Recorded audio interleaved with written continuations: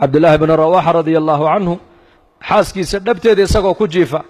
ayay lilma ka daadatay markaasay aragto way la oyday iyadiina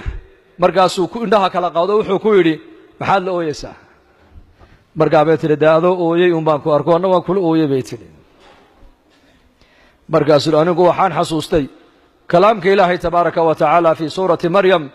wain minkum ilaa waariduha kaana calaa rabbika xatman maqdiya uma nunaji aladiina ataqow wanadaru aldaalimiina fiiha jithiya anu waxaan xasuustay qowlka ilaahay uu ilaahay leeyahay mid kastoo ininka naga mida ma jiro hadduu jirase jahannamo ayuu ku aroori doonaa baa ilaahay yidhi uma intaa kadibna nunaji aladiina ataqow kuwii adduunka dusheeda ku soo cabsooday ilaahay kaga soo baqay waan badbaadin doonnaa baa ilaahay yidhi waan nabadgelin doonnaa wanadaru aldaalimiina fiiha jithiya daalimiintana iyakoo jilba jooga ayaan halkaa kaga tegaynaa baa ilaahay